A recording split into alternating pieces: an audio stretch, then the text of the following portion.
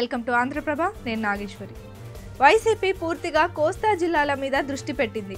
కోస్తా జిల్లాలంటే ఉమ్మడి గుంటూరు, కృష్ణా, ఉభయ గోదావరి, ఉత్తరాంధ్ర జిల్లాలు అన్నమాట. ఇవి 7 జిల్లాలుగా ఉన్నాయి. ఇక్కడ మొత్తం అసెంబ్లీ సీట్లు 101 ఉన్నాయి.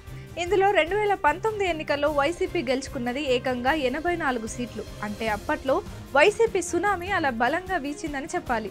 ఆ దెబ్బకు టీడీపీకి కంచుకోటగా చెప్పుకునే కృష్ణా, గుంటూరు జిల్లాలు, అలాగే ఉత్తరాంధ్ర జిల్లాలు సైతం ఫ్యాన్ నీడకు చేరాయి. ఉమ్మడి కృష్ణా, గుంటూరు జిల్లాల్లో మొత్తం 33 సీట్లు ఉంటే అందులో 29 సీట్లు వైసీపీకి దక్కాయి. ఉభయ గోదావరి జిల్లాలో 34 సీట్లు ఉంటే 27 సీట్లు, అలాగే ఉత్తరాంధ్రలో 34 సీట్లు ఉంటే 28 సీట్లు వైసీపీ గెలుచుకొని బలంగా సత్తా చాటింది.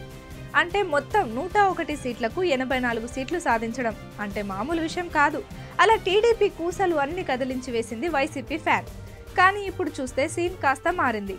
కృష్ణా, గుంటూరు జిల్లాల్లో 3 రాజధానులతో వ్యతిరేక ప్రభావం పడుతుందని భావిస్తోంది. ఇక ఉభయ గోదావరి జిల్లాలో జనసేన, టీడీపీ పొత్తు ప్రభావం ఉండొచ్చని అంచనా కడుతోంది. ఉత్తరాంధ్రలో మునుపటి కంటే టీడీపీ పుంజుకుందని లెక్కలేస్తోంది. దీంతో ఈసారి కోస్తా జిల్లాలో గతంలో వచ్చిన 84 సీట్లలో తిరిగి ఎన్ని దక్కుతాయన్నది వైసీపీలో అంతర్మథనం సాగుతోంది. ఇందులో కనీసం 50 నుంచి 60 సీట్లు గెలుచుకుంటే మరోసారి అధికారం సొంతమవుతుందని భావిస్తోంది. దానికోసం ఆపరేషన్ కోస్తా అని వైసీపీ యాక్షన్ ప్లాన్కి దిగిపోతుంది. అదెలా అంటే జనసేన, టీడీపీ, బీజేపీ పొత్తులో సీట్లు దక్కక అసంతృప్తికి లోనైన వారు, అలాగే సీట్ల కోసం చాలా కాలంగా ఆశలు పెట్టుకొని దక్కని వారు ఇలా చాలా మంది ఉన్నారు.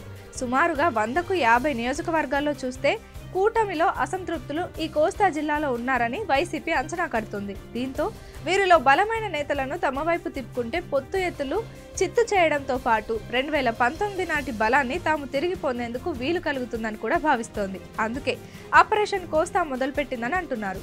మరి వైసీపీ ఆపరేషన్లో బిగ్ షాట్స్ చాలా మంది ఉన్నారని సమాచారం. అందులో టీడీపీకి చెందిన మాజీ మంత్రులు, మాజీ ఎంపీలు, సీనియర్ నేతలు, మాజీ ఎమ్మెల్యేలు కూడా ఉన్నారని తెలుస్తోంది. అలాగే జనసేనలో కూడా సీనియర్ నేతలు పార్టీ కోసం పనిచేస్తూ తమ గొంతు బలంగా చాటుకుంటున్న వారు ఉన్నారని అంటున్నారు. వారిని వైసీపీ వైపు ఆకర్షిస్తే కోస్తాలో ఫ్యాన్ మరోమారు గిర్రున తిరుగుతుందని ఊహిస్తున్నారు. అయితే వైసీపీ ఆపరేషన్ కోస్తాకు టీడీపీ నుంచి పెద్దగా స్పందన రావడం లేదని సమాచారం. అదే టైంలో జనసేన నుంచి బాగానే రెస్పాన్స్ వస్తుంది. దాంతో గోదావరి, కృష్ణా జిల్లాల్లో పలువురు సీనియర్ నేతలు చేరుతున్నారని అంటున్నారు. ఇక్కడ వైసీపీ ఒక డెడ్ లైన్ పెట్టుకుందట. ఈ నెల 18న నోటిఫికేషన్ వస్తుంది. అప్పటికి కోస్తా ఆపరేషన్ ని పూర్తి చేయాలన్నది ఆ పార్టీ ప్లాన్ గా ఉంది. జనసేన నుంచి చేరికలు బాగానే ఉన్నా టీడీపీ బిగ్ షాట్స్ విషయంలో ఇంకా ఏమీ తేలడం లేదంటున్నారు. అయితే జగన్ కోస్తా టూర్కి వచ్చేలోగా కొంతమంది టీడీపీ నేతలు అయినా వైసీపీ వైపు వచ్చేందుకు రెడీ అంటారని అంచనా కడుతున్నారు.